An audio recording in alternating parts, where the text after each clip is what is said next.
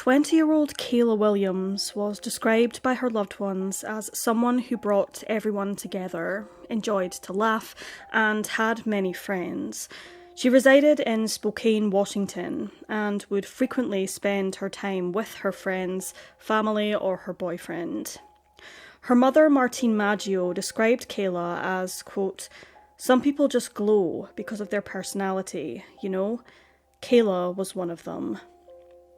On April 2nd, 2012, Kayla Williams was reported missing by her brother, who hadn't seen her for a few weeks by this time.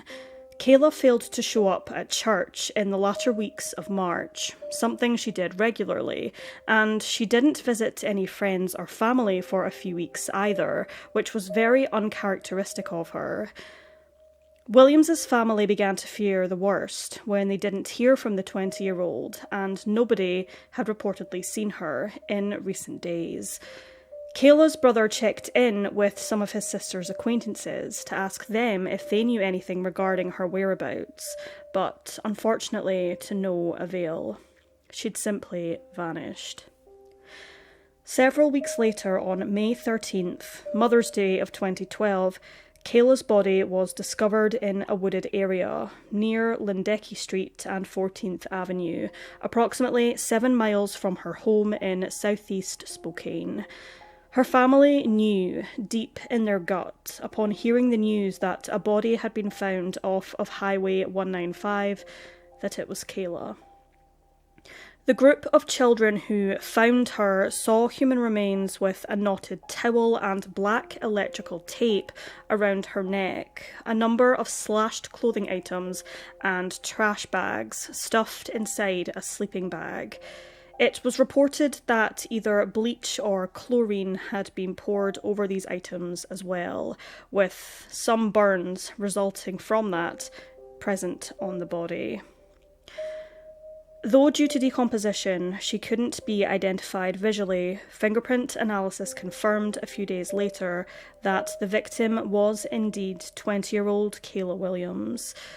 The condition in which her body was found was nothing short of horrific. Kayla's body had been dismembered, seemingly at a separate location, cut in half and wrapped in the trash bags.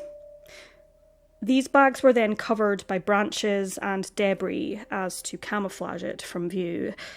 Kayla had various defensive wounds on her body and ligature marks on her wrists, which suggested that they had been bound.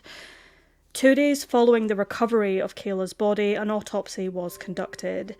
At the time, the medical examiner, Dr. John Howard, concluded that Kayla's cause of death and her manner of death were undetermined, despite various stab wounds and the fact that Kayla's body had been dismembered. There was also evidence of sexual assault present, and this, along with the other evidence, understandably left Kayla's family in complete shock. As to them, it was very evident, very clearly a homicide. Quote, "She didn't cut herself up and transport herself and inflict all these injuries. The undetermined ruling stalled her case." The original medical examiner believed that Kayla may have died from a methamphetamine overdose, as it was alleged that some was found in her system in the toxicology report. Kayla's family begged for the medical examiner to reconsider their findings. However, he believed that the dismemberment had occurred after Kayla was already deceased. DNA evidence was found on Williams's remains, specifically male DNA under her fingernails, on a towel and tape around Kayla's neck, and on a pair of boxer shorts which were found at the scene, which led investigators back to a man named Robert G. Davis, who was already in prison for 15 years after attacking another Indigenous woman in Idaho in 2014. He broke into her home, strangled her and sexually assaulted her, but she bravely fought him off and got away. She subsequently managed to help police locate him, testified against him in court, and helped put him behind bars.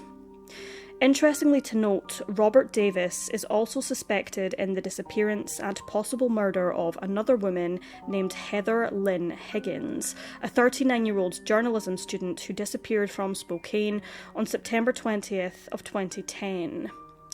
A large knife and Heather's university ID was found 4 blocks away from Davis's home, and her last phone call was made to a number of associates with Robert Davis. He gave her a ride in his car that day, but he denied any wrongdoing. Davis claimed to have told his mother, however, that he had, quote, done something really bad. Expanding on this, his mother said that he had claimed that 2 men had killed Heather and he was forced to dispose of her remains or face the consequences. He allegedly put Heather's body inside 2 sleeping bags and rolled her off a cliff in northern Spokane on a drive towards a ski resort.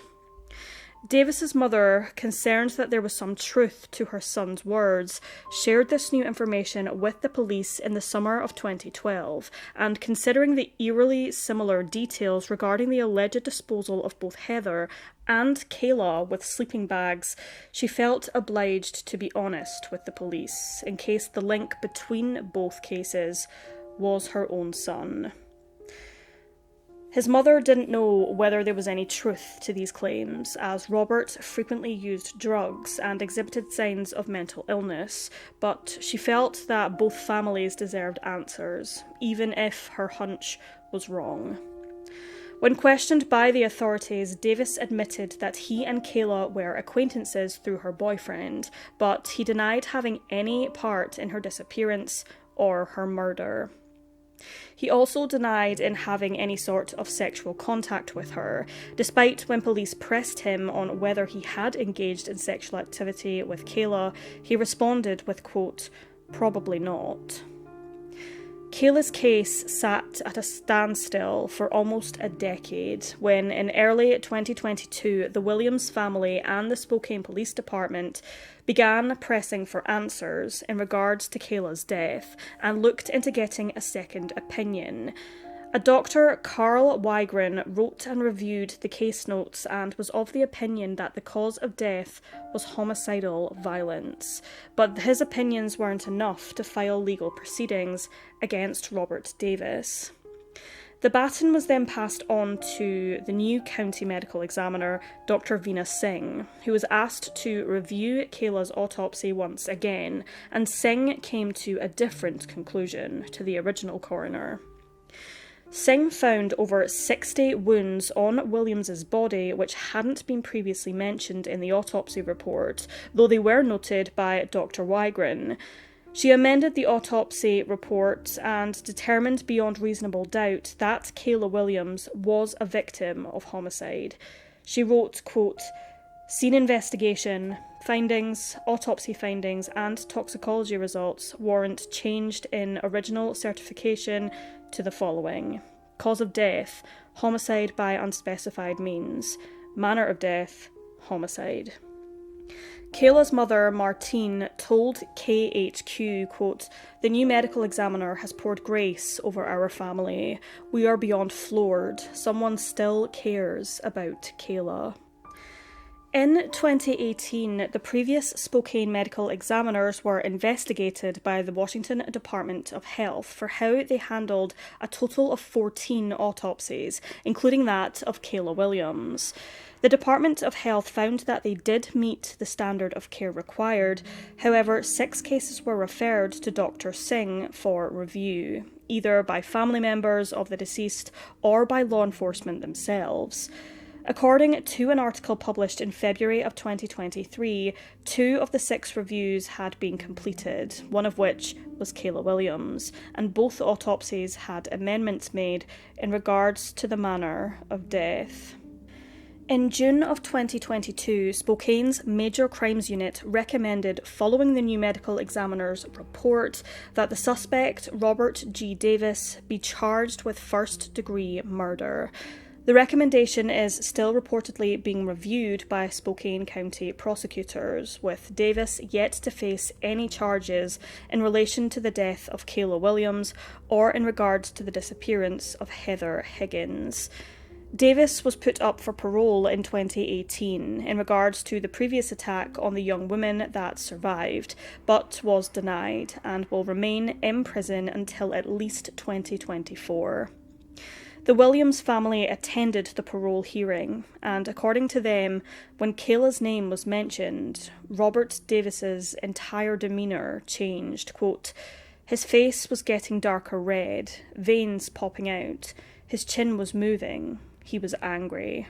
Kayla's cousin, Julie Beauchesne, spoke of the possibility of Davis being released on parole following the next hearing. Quote, "It's mind-shattering to think, whenever he does get out, he could subject other families to possible harm. Other beautiful young women that have no idea that their life would be in jeopardy. Women like Kayla, who this family believes never stood a chance. I won't ever stop fighting for her. Ever." Luckily, there is no statute of limitations in regards to murder, so prosecutors could still bring charges against Davis at any time, depending on how much longer their review takes. The third review into Kayla's death has given her family something they never thought they'd have: hope. It was positive news for the survivor and for the Williams family that Davis was denied parole. However, they still want justice for Kayla and for 52-year-old Davis to be punished for what he did to her. Kayla's family, despite the heartache they've suffered, remain hopeful that justice will prevail. Kayla had dreams to go to school and become a nurse. She could have been married and had children by now, but all of those hopes and dreams died when Robert Davis stole her life from her. Those with any information regarding the death of Kayla Williams are urged to contact the Spokane Police Department on 509 625 4100.